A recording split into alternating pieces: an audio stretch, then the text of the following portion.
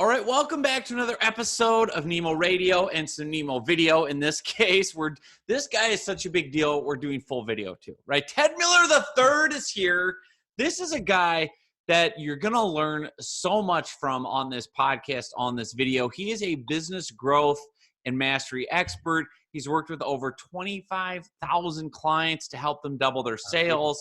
And I can read off all your accolades, Ted, all the amazing things you've done. And there are a lot. But I want to really just give one sentence to give people context for who this guy is and how he can help you. Ted has worked with over 25,000 entrepreneurs from 24 different countries, helping them double their sales in 12 months. He's worked with names like Chet Holmes, the late great Chet Holmes, Tony Robbins, Jay Abraham, Infusionsoft, Robert Allen. I don't need to go on. All right. So excited to have you here, Ted. Thank you for joining me. Hey, man, it's my pleasure. I love this. I mean, I live for this. This is perfect. This is great. So give us kind of I always want to start with kind of your journey, your background, because I know that it reveals a lot when you walk through someone's journey. Sure. So take us through kind of your professional journey. I mean, for all the audience out there that's working to build their coaching, consulting business, I mean, I wasn't a coach or consultant. I just paid $40,000 of money I couldn't afford on a coaching. Actually, I got since we're on video, where's my cassette? I was listening to this thing. Remember when we had cassettes in our vehicles back in the day? It's falling apart. Jay Abraham was being interviewed by Tony Robbins on this Power Talk. And I listened to it again and again and again because I had my posterior handed me on a platter, financially speaking. So I had .coms went bust, 5,000 square foot office in Silicon Valley. And when things went to hell in a handbasket, kind of like emotionally they are now. I don't think economically we're there, but emotionally we're in that same state of mind. I was sleeping in my truck and I didn't let my team know. I just showered in 24-hour fitness. So I got a cool rags to riches story, but it all started here because the greatest resource on the planet is resourcefulness. And I tapped into some resourcefulness. You might know about it. It's called robbing Peter to pay Paul. And I used that to come up with $40,000 of money I did not have to hire Jay Abraham. And that's how I met Chet Holmes, the author of The Ultimate Sales Machine. And little did I know that I would get into this coaching, training, speaker space. That just happened because that's who I turned to for guidance. And 2 years later, we teamed up. So let me stop you here because this is I run into this all the time with people that I'm coaching and consulting for, or prospects who are afraid to invest in themselves. I'm going to invest in you once I have enough money. I'm going to invest once I get enough business.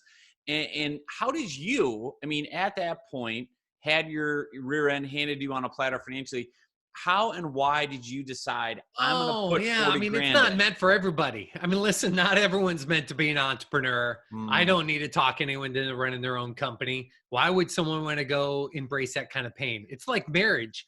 It's not the easiest thing to do in the world. And the reason there's a thing called marriage is you wouldn't stick around with some yahoo and all the pain and the suffering that comes with a marriage if you weren't bound ethically in some way. Right? I mean, it's, my lady is a saint. I don't know how she puts up with this. So how did you decide? Yeah, that's amazing. How did you decide on the $40,000 and what was it about? Because I'm always fascinated why people choose. Pain. No, it's just pain. Pain, brother. I mean, let's just not candy coat it. The world's trying to figure out how to sell more effectively right now because they're in pain. 2 months ago, they didn't give a shit what you and I had to offer. They were just like, yeah, whatever, man, times are good. You know, I'm getting my coaching clients. Say, yeah, people are buying my program. We're doing our mastermind. Like, you know how many people right now that are living on that mastermind model? We're gonna go to Vegas and once a year. We're gonna go to Maui, baby, or we're gonna go to Mexico. And everybody's backed out.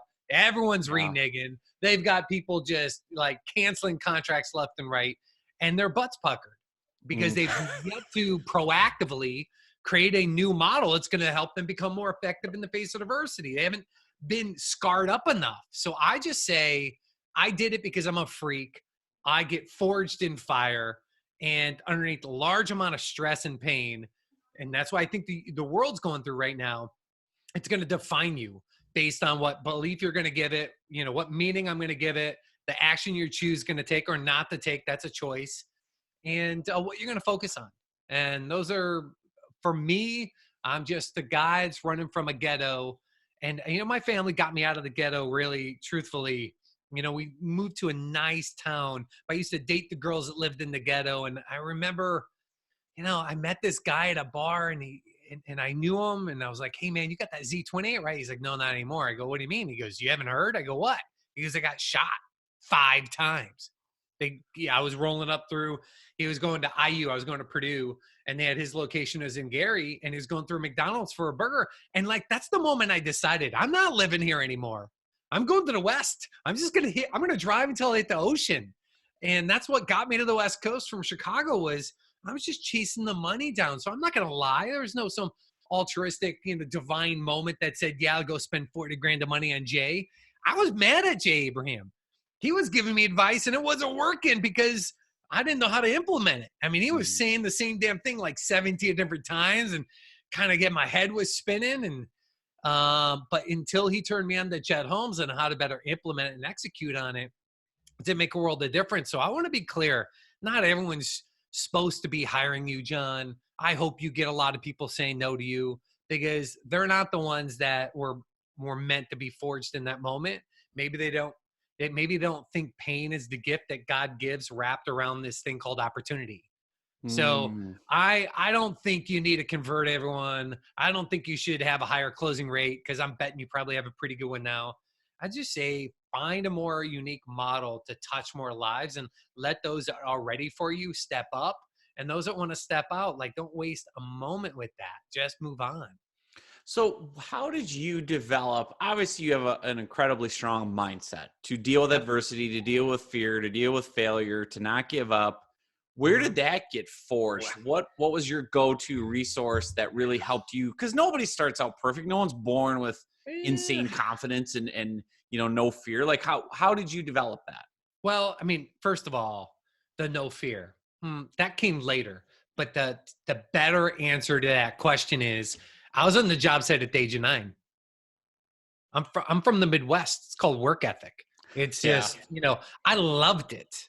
I couldn't wait to work. I can't tell you. So I just got off the mountains in Colorado with my godson and my cousins. And the person I'm closest to, other than my wife, is my cousin. And John and I grew up. We bugged the crap out of his dad, who owned the construction company, to take us to work. Like, I mean, it was Tonka trucks, but in real life. Yeah. Like, come on, man, take us to work. Like, we bugged the shit out of that guy until he finally said, come on, come to the, and our first job was to pull nails out of concrete forms, straighten them, and hand them to our carpenters, and they put them in the bag. They're like, oh, hey, thanks a lot, I appreciate it. And they put it in their pouch to use. And I was like, wow, I'm adding value. This is cool. And I could smell the diesel fuel that we're using to grease up the forms. And I was like, we're building a world. This is cool. And I did it with little Legos. And I'm like, this is real life. So I got wired early. But the fear, boy, the certainty, that only came on the back half of getting it handed to me. And I learned you become who you hang around. So why in the hell not partner with the best on the planet? That's why I got Jay Abraham, Chet Holmes, Tony Robbins, Jay Levinson from Guerrilla Marketing. I mean, just a list of the who's who as partners over time. And even partners that I did short stints with. Robert Allen. That guy's got 10 New York Times 10 books. 2 were #1 New York Times bestsellers. And he and I flirted for like 2.5 years to teach speakers, authors, and coaches on how to build their business. And then I got out of that really fast because it wasn't my people. There was a lot of entrepreneurs in that space, but that's the people that are listening. So I've spent 2.5 years learning how to serve them and share what I've done.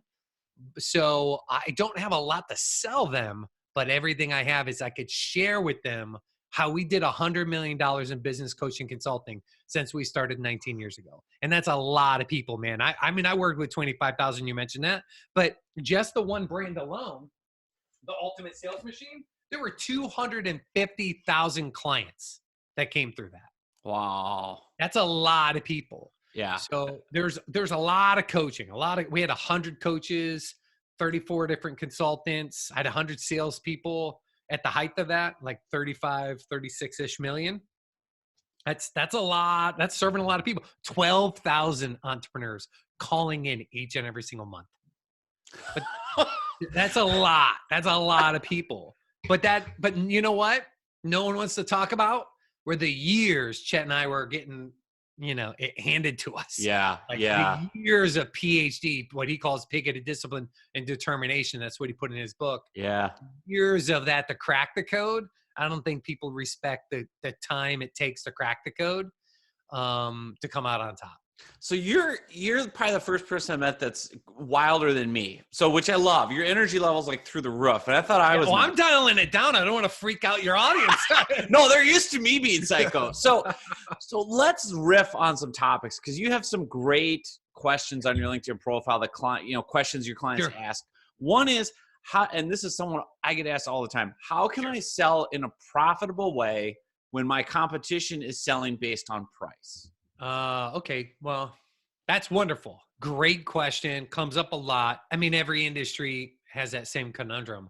Well, there's the tactical and strategic answer. So we'll go strategic and say, for those that are real super strategists, well, they know they need to have a preemptive wizardry into place. J. Abraham 101, what I spent money on there, which is, if you have a true unique selling proposition, then how do I put a wedge between me and that competition in a way that I make it obtuse. I make it so gross that there's a difference between us. And then I educate them on all the reasons why they should be scared as hell to ever use that Yahoo that's selling based on price. Because time and money have never been an issue, John. It's always the value placed upon it.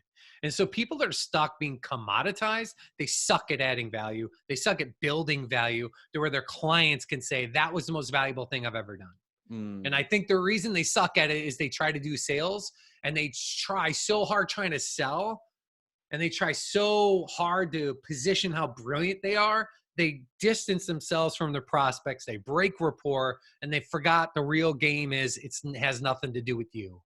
Maybe they're listening to a Wolf of this or the 10X that, and they're getting a little too into their head on the ego game, and they're forgetting that the heart of business is found in adding value in their world. It's their perspective, and it's about them.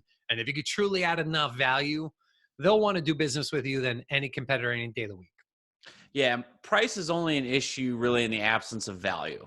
It is something that I learned a while back, which is great. So, as we're recording this video right now, we're in the midst of the coronavirus chaos, and people are freaking out. And you've been through a lot. Like, you've been through recessions. You've been through having your whole business kind of collapse. We grew the fastest when shit hit the fan. Actually, that was weird. Is our timing came? Yeah. Remember 2008? By the way, I don't think this is a 2008 economic situation. Right. I think this is more of like a 9/11 emotional situation, and less of an economic 2008 situation. Does that make sense? Did I say that? Yeah, people are more scared, and it's uncertainty and what if. And I remember after 9/11, it was what if this happens every day? And yeah. But it's not an economic. It's not a reflection of the economics. It's not the season we're in. It's the situation we're in. So, I could share something that's really polarizing that most coaches and consultants, gurus, say really interesting, stupid shit. They do, like it is. And so I can give the most polarizing thing on a screen if you want me to share it. And I'll share what we did to do $100 million and just point out the major differences. With that, sure. help? Yeah. Can I share my screen? Yeah, you should be able to take it over here. Let's do that. Let's do that. Let's do this. Look at this. All right. Let's do that. Okay. So the Ascension sales cycle, I had some guy, he was in Australia, and he said the words, "I don't believe in." I go, first of all, the second someone says, "I don't believe in," well, this isn't like a belief structure. This is just about how you're more effective in marketing and selling. So I'm like, I was like, I don't believe in Ascension sales cycle. And I go, well, that's because, all you want is the 25 grand slam towards your mastermind. And that's your one trick pony you got in your bag. You're only selling what you know. Here's what I've learned about the marketplace is at the end of the day, in some way, shape, or form, you're going to market. You're sending out emails. You're doing JVs. You're running ads. You're doing whatever game you do. You put them in your funnel. The whole world calls it a funnel. Yes. And then we all call it, the guys I loved at Digital Marketer, they're great guys. I've spoke at the War Room Mastermind. That was brilliant. We'll call it, where they opt in. What's that called? Tripwire? No, Tripwire, yeah. Yep. Lead magnet, whatever you want to call it. Lead magnet. Freebie is lead magnet. Like, hey, get your free report. Right. We did that. Hi, this is Chet Holmes. I worked with 60 to Fortune 500 companies, many of which doubled their sales 12 to 15 months. If you'd like to learn how to double your sales, call 809-4040-52. When you get your name, when you get voicemail, leave your name and email address. You won't believe this report is free. You know, it's that kind of shit. So we did that. 12,000 entrepreneurs calling us for the free report. So that's the freebie game, right? So find a way to do your freemiums. That's not new news to the consulting coaching space. Right. But the step I'm going to recommend is you're skipping too many steps. You have got commission breath, so interested in only your own personal profit gains. You're not offering enough options for all people to start and stop where they're best fit. Like I said, it's not your job to decide how much of your product and service they buy. It's theirs. Yeah. Interesting. The model matters, John. And here's what I recommend. Just add a zero. What I mean by that is you got $0 free shit. Then you go to tens. This is where you got like your mini course. You got really a book. How much is this book? Right. Why don't they have it printed on how much this book is? What are all these books cost? Harvey McKay, he sent me every single book. He was such a great guy to me when he was a client. He has an envelope business. Back then it was like $11 million. But these are like what? $27 hard copy. Sure. If you do soft copy, you can get it down to $19, right? Yep. That's in the tens. That's basic knowledge. Here's how you, John Nemo, here's how you build your coaching and business practice. This is how you use LinkedIn to get a consistent flow of new prospective ideal buyers by having a better platform. That's $10 land. But most people want to go straight into, now that I got you on your phone, now that I finally got you in my environment, let me tell you about my 25K. Slow the hell down. Just do another. Here's what I mean is slow is fast because you're selling to a human. Citing Stephen M. R. Covey, Speed of Trust. With human beings, going slow is fast. If you want to build better rapport, if they're new prospective clients, offer them baby steps. They'll take them quicker and you have a shorter sales cycle. Yeah. That's why we can get into $4,000 purchases in 2 weeks and 2 days.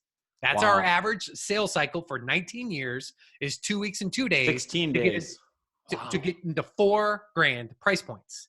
And then it only takes another, 45 to 60 days to get into 36K. That's a pretty short sales cycle for someone going, I don't know who the hell you are, to spending money. That's because we do Ascension sales model, which says, hey, you spent 10? Great. I got this thing at like 100. Hundreds, that means $100 to $999 that in some way, shape, or form is more valuable than your freaking book. Right. But it's not the price of your whole cornerstone program. You're still not there. Yep. You're stepping up. Okay. You got to step up. No one has this. Nobody has this. You know what this has turned into? Online courses. I bet you the world's lining up to watch a bunch of recorded stuff, aren't they? Really? Like, do you think that I was at learn.com 20 years ago. Right. Dial-up modems. 20 years ago. And that was at thelearn.com. Jim Riley's. I was a part of a team to help grow its revenue 2 years in a row using what I learned from Jay Abraham and Chet by targeting better buyers. They were so pissed at me. They were like, go sell your 25K. And I'm like, I'm only selling a $2.5 million deal. I learned this from Jay and Chet. And I got my car and they're like, I'm not paying for you to fly to Canada. I was like, I'll drive. And I drove all the way into Canada from Portland, Oregon, and I met with Best Buy Canada executives to sell my contracts. Wow. Because I'd make more money in a single sale than these other yahoos would spend all year. So I learned you've got to have these little baby steps in the middle. I'll tell you what mine is transparently in a second, but after you have hundreds, then you have thousands. We know what that is. So in the coaching consulting world, once you get into that stage, there's way more interactivity and personalization as compared to on the front end stuff at tens and hundreds, really hard to do a lot of that. So it's just the further you go through the funnel, the greater to personalized attention for coaching and training they get to eventually to where they're spending tens of thousands. Mm-hmm. We pioneered a business mastery with Tony Robbins. It was first called the Ultimate Business Mastery Summit. That's what this box was. Spent $1 million making a home study course out of it. So I'm not dogging. I was dogging the whole course thing online, but John, I've sold tons and tons of it. I mean, I had 100 salespeople selling them like crazy at $5,000, $4,000. Yeah. You know, but that's not where we made our money. We made our money on coaching. And that's the back end. That's that personalization. That's that one-on-one. So when you look at this Ascension sales model, and if you're a coach or consultant, you just got to look at that and say, where's your gap? Oh, I got the free thing. Maybe I got a book and it's pretty weak ass book, but you still got one. You sell it, but you give it away for free. Wink. And then you try to go straight into mastermind. Yeah. Or I got a course for $497. Right. Online if you don't want to pay the big bucks. You're so polarizing people into giving you a middle finger. You're not giving them a chance. And this is where automated webinars, like what you do really well is webinars. That's all in the front end bit here. I recommend doing something really unique is if you sell coaching, add coaching into your model. And here's what I mean by that. Mine says freebie land. I do that stuff all the time. You might see me doing that materials with maybe Kevin Harrington, the guy from Shark Tank, one of the original sharks. So Exponential, we did some videos there and ran ads on LinkedIn. We'd have some kind of mini course like how to recruit sales stars and peer commission for $9. So that works really well. A lot of people are like, wow, I want to recruit sales stars, $9. It's the best stuff on the marketplace right now on how to find someone to do that in pure commission and find the best. They come in droves for that $9 course. Then I go, hey, to get a sales guy on the phone, go, if you love that, you're going to love this. And here's the best part. 30%, our average over 19 years is a 30% buy-through rate. If they call for a free report off a radio ad, 30% of the time, if they were on the phone, they spent $250. Jeez. 30% of the time, if they spent $9, they buy through. That's over 19 years. Last year with another brand, I won't tell you which brand, but I can show you, they had a 50% buy through rate. Wow. Because they haven't been offering high touch, high quality engagements. So we offered them a $250, 2.5-hour workshop. So everyone else is trying to do a bunch of free things. No one comes into my world unless they pay to play. Right. It's $250 for 2.5 hours. And then I hear this all the time. You mean you charge your prospects $250 to hear a sales pitch? Do you think I'd have 25,000 clients if I charge them for sales pitches? Or do you think I've got 25,000 clients because I add massive value in a freakishly reduced price? Yeah. See how easy that is, John? Yeah, but let me push back on you. Yeah, because this is an objection people have. With all those different price points, especially if you're, and maybe you're a solo coach, whatever, you have a smaller operation, a smaller team, you're going to win. You're going to get a bunch of people at that low end that are a pain in your rear end, right? The annoying client. What low end price? Are we talking $9? $9 or whatever, right? So if your ultimate goal is, I just want to bring people in at $25K, all the people you win at $9, how do you address, because you're also speaking to different audiences, right? Or is your model I'm still well, if you don't know what your avatar is, so when you say different audiences, I question if you understand what your avatar is. My avatar isn't a demographic or an industry specific. Mine is more psychographic. I'm an entrepreneur. I'm a business owner. That's most likely to invest in myself because I realize the greatest weakness I have in my company is me. Speed of the leader, speed of the pack. I'm stuck at $10 million. Been in business 10 years. And you know what? My second wife sounds like my first wife who left me when I was a workaholic at 100 hours a week. And I'm at 65 hours a week right now. And she's still complaining about that. But I still am hungry to want to grow it. So I'm willing to invest, but I got to work smarter, not harder anymore. That's my crony. I know my definition of an avatar. So since I know who that is, great. I want a wide possible net. But those that, if they're not going to spend $9, we don't waste your time talking to those that don't spend the $9. You're not going to waste your time for those that don't spend the $250. You've allowed yourself to let go of those that aren't meant to be your clients. And that should be 70%. We've had 30% success. That means 70% of the time, they're not going to do shit with us. They're not a fit. They're not going to go from 9 to 250, 250 to 4K. Let them go. So God bless them. It's more about, and I'm just trying to understand the model because I'm fascinated by it, and it kind of goes counter to what a lot of people say, which is interesting. So, which I always told you I love. was going to cover it. No one's talking about it. Everyone's like, Yeah. one call close. Yeah. Well, and it's what the hell are they listening to? It's hard to take someone from I've never heard of you to 25K, right? And so, well, every high ticket closer trained crony is talking about that, right? And acting like it's easy, which it isn't. So your model is basically saying, "Hey, I'm going to do what smart people do, which is bring you an insane amount of value, make it all about you, but I'm going to do it at price points that ascend upward so that you can dip a toe in and go, well, I'll roll $9 on this guy. Let's see if he can bring me anything." Yeah, that was pretty good. Well, and that means 70% will dip their toe and be done. Okay. I'm okay with that. Yeah. So 70% will be like, I spent $9. That's it. They watched you at a distance and read your book. And, didn't implement, didn't do anything. Then I will say this. I'll talk myself into your model. I've had a same business coach for 10 years. I bought his book on Amazon, didn't know who he was. I spent like $9 on his book.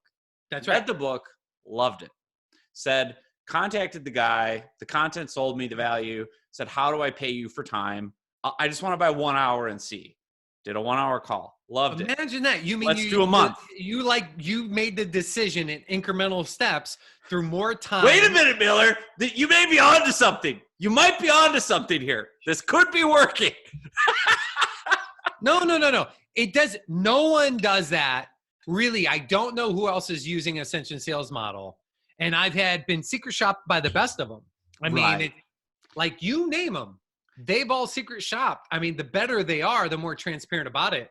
Like Russell Brunson's done it. Brunson, I was just going to say with his little stair stepping. Yeah. Well, he's a very big fan of the Ultimate Sales Machine. He promotes it like crazy. I mean, he bought many copies for his inner circle or what. He doesn't have the mastermind anymore, but when he had it, he bought them all copies of the book. He edifies Chet all the time. By the way, I'm still involved in that brand. So if you ever do any coaching, training, consulting, that's my firm that's facilitating that. Nice. I'm Chet's number one protege, over a decade of that. So it's still there, but I have my own brands and I have my other strategic partnerships, but the key is going back to that. If you got so my price points is this one. It's $9. Here, I'll just share mine transparent. Yeah, go back on. Sorry, I cut you off. No, let's share it. Let's do this. Yeah, I love it. Let me just give you these right here. We'll just share the numbers. So if you come into a world, they do $9. So this is $3.6 million business model or $36 million a year. It's just a matter of how many people put in the funnel. Yeah. Examples I've had from two strategic partners, one at 3.6 million, one at 36 million.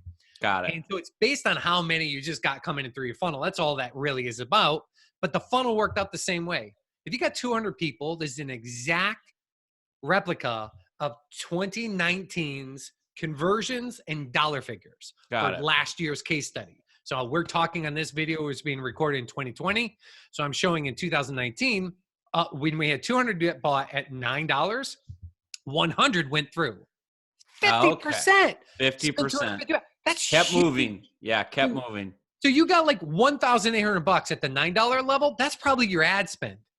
Probably even more. If you're smart, you're not spending $1,800 on ad spend. If you're smart, you're probably in on that for $2,500, knowing you're going to be upside down on your tripwire because you know your back end's going to make it profitable. Interesting.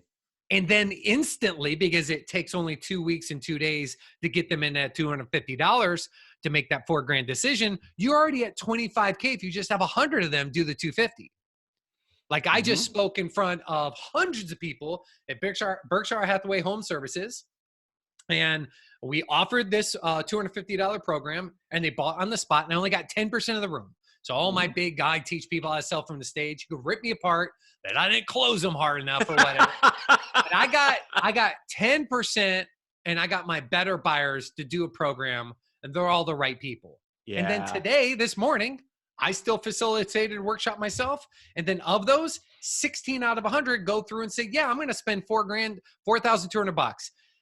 The reason it's $4,200 is I got pay in full and payment plans, and the average is about $4,200. And that's another 67 grand. That's not our profit center. That's just a cornerstone offer. I mean, digital marketer talks about tripwires, the $9 thing. Then they have a core offer, which is $250. But I have a cornerstone offer before I go into the big 25K grand slam. I give them another little baby step, which is this $4,000 program. It's brilliant. So many people buy through, and then I only have those out of the 16. We're only going to get 3.2 to go on to doing coaching.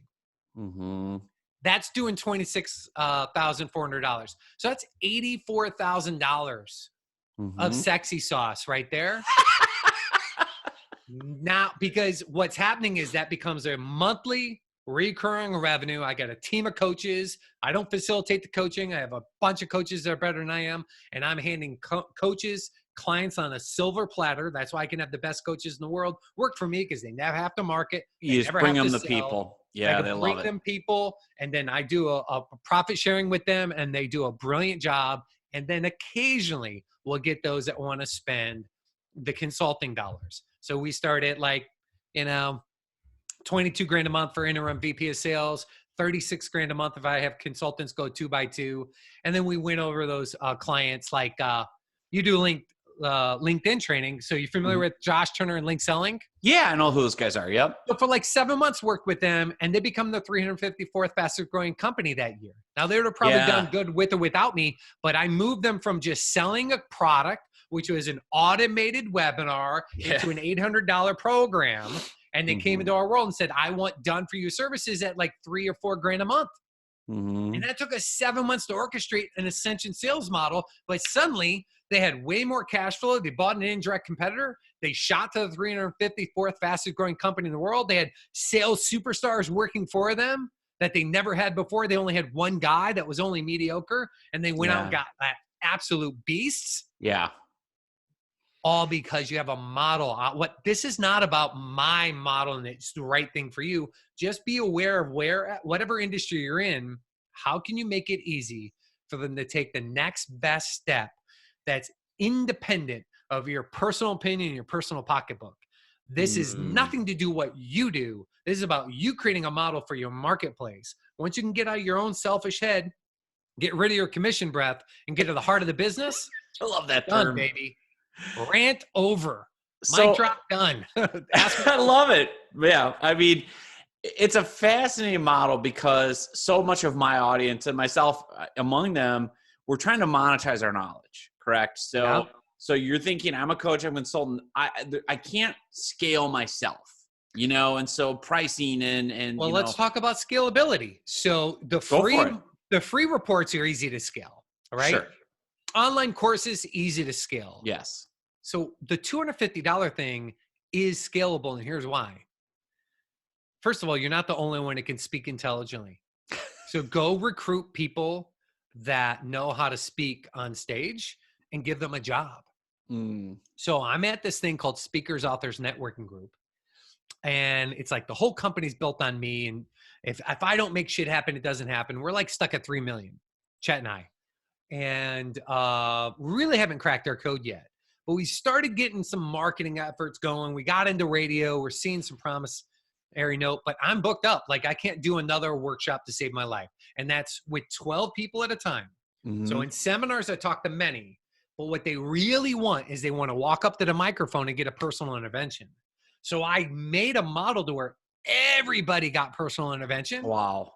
But instead of me selling one-on-one like I used to try to get 25 grand, I said, well, wait a minute.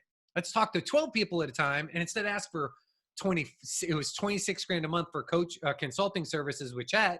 I said, why don't we just sell a home study program with coaching included for $4K, and I'll do 12 at a time. And that leveraged my time instead of doing one-on-one. I said, if I could sell one person, I could sell 12. Right. So I got 12 is the magic number to where everyone gets personalized attention and you leverage a salesperson's time. And then I realized I wasn't the world's greatest speaker. I kind of suck. I'm okay and people call me great, but I'm no. I went and found this guy, his name, Dave Van Hoos. He goes, yeah, I got this speaking empire thing. We train people on how to sell from the stage. I was like, well, do you recruit them when you train them? And he looked at me like, her? I was like, you recruit them to work for you, right? And he's like, I was like, wait a minute. You train hundreds of people. Yep. To become great at speaking on stage. Yep. You even give them stage time to sell. Yep. And you find the best of the best. Yep. And you don't recruit the creme de la creme. He goes, nope. I said, can I? And he goes, would you really? I was like, yeah, I was partnered with Tony at the time. I'm like, who doesn't want to say they're partnered with Tony Robbins? I was like, great. He goes, all right, well, you know, usually you're new to the stage, so I'm usually asking for 30 minutes, but you have such a unique thing. I'll give you an hour. And I said, no, I don't need an hour. I need 15 minutes. He goes, I've never had a speaker ask for less time. I go, I don't need more than that. I just need to tell them what I have to offer. They'll all fight to work for me because we've got such a great model set up. And I recruited 11 people. Dave, met this guy named Dave Asarno, who was a client of ours years before, had great success through our program, bought the Business Growth Master Series. He was in the audience. I said, who here has already gone through my workshop? And he raised his hand. I said, who already went through and bought a program? And he raised his hand. And I was too much of a wuss to ask the outcome. He crushed it. But I was afraid, but I let my insecurities and I kept it to myself. I would have had like 24 people working for me. Right. Let him speak. He was the best. He was one of the best speakers. He worked for me one day a week. He always had his own business going on, but he showed up like a rock star on a Friday because I promised him one thing. And I said, I'm going to teach you to be a better speaker than any other speaker coach for one reason. It's not because of what I'm going to teach you. It's the opportunity I give you. You're going to speak every stinking week. But the problem you have with speaking from the stage is you got to wait 6 weeks for your next engagement. Right. What's happening now with the coronavirus? You ain't speaking for freaking months, buddy. Yeah. My guys are speaking every single day selling. That's how he did NLP stuff. So he would take his ear pop, like this little thing, stick in his ear, and he'd walk around. He'd anchor down and he'd practice his speech from, on a virtual Zoom model. And so when he finally got on stage, his closing percent shot up. So I paid him only like 114 grand a year for 2 years in a row because he showed up on a Friday. So I'm telling you, John, imagine having a superstar speaker selling your core program on your behalf because you paid him a nice commission, like 20%. And would you recommend everybody works on straight commission? I'm a huge commission Nazi because when I was in the .com going broke and sleeping in my Dodge Ram Quad Cab pickup truck, everyone else was getting paid but me. So I stamped martyrdom on my forehead, and I would literally got so bad. I took what I thought were my core values that I never turned my back on. I learned that if you're underneath extreme pressure, you will behave outside of who you even think you are. I went and robbed a donut from Ralph's grocery store, and I'd eat it. Because they're going to throw it away in 15 minutes. They throw it in the garbage. Yeah. So I'm going to eat it since it's garbage anyhow. And I'll just buy a bottle of water or Cliff Bar. And I'll see how many of those donuts I can get down my throat before I finish walking the aisles and pay for the water. That was the most unethical thing I found myself ever doing. I mean, I'm now a thief. Right. Just that identity conflict. And I had to come to terms with that. And I went back to that Ralph's later and I saw what I could do and they didn't want to take my money, but I found a way to help. And they had one of their staff members going through some health issues. So, we did something that, back then would have been, ridiculous for me to do financially. But now it was just like a way to try to just make up for my poor actions. So what I'm trying to say is you could use so many motivators in life experience to build a better model. And I think in coaching space, there's just too many yahoos out here talking about the big dream on free shit. And going from 0 to 100 million super fast. Yeah. And I don't know about them, but I've been doing this 19 years. Right. And I'm saying, if you take the time to create a model to add value every step of the way, mildly allow them to invest, and they can choose the rate of which they want to invest. I'll tell you, the day I had the guy from the largest home development firm on the planet spend $250 and I pitched him on a $4,000 program and he goes, I need way more. I didn't know he was a billionaire. Right. I said, well, we got that $36,000 a month consulting services. He goes, I heard you say that. I need a lot more help than that. And I started spinning in my head. I'm like, I just add some more zeros. He wants me to add more zeros. He paid $1 million in a 12-month period of time for our consulting services. Beautiful. Yeah. Yeah. But the only reason we got in front of that executive is because we didn't pitch him $1 million out of the gate. I had a $250 workshop with 12 entrepreneurs. Jeez. Just, I want you to think on that. We had 60 of the Fortune 500 companies as clients at some point, and many of them came in, at least 10 of them came through because I had the chairman of U-Haul show up, and I stopped, and I was just floored why he'd even listen to me. And I'm like, why are you, I just stopped the whole thing, the whole workshop, 12 people in. I was like, listen, now that I know who you are, why in the hell are you here? You should be training this, not listening to me. He goes, I'll tell you why I'm here. You got my money, kid. You charge a measly $100, they'll show up. You try to do your free webinar. Watch how many true CEOs show up. Right. Never forgot that. And I think that man to this day, and he was a really polarizing personality. He was the guy that went on Larry King and he goes, Larry, here's my phone number. People are lying saying U-Hauls are killing them. If you've been personally injured, put my cell phone up right now, Larry. Watch, this phone won't ring. And slams it down on the desk. That crazy guy was on my workshop. Oh my gosh. So it's so cool, John. It's so cool. Just do some cool shit, people. I will say I had an experience like this, and this is good self-validation for me, where an A-list New York Times bestselling author, I never dreamed of, even knew who I was, bought a $9 ebook of mine. And I remember seeing the sale ring through, and I knew the name, and I'm like, there's no way this is this guy. And I messaged him. I'm like, I didn't even know who you were. Blah, blah. He's like, well, I'm always learning. I'm always testing the waters. Yeah. He didn't know me, but he's like, I'll throw $9 at this book. And it was like that started a relationship where now I have him as a client and everything. But that's kind of validating your model where he wanted to dip a toe with me, but he also wanted to put some skin in the game.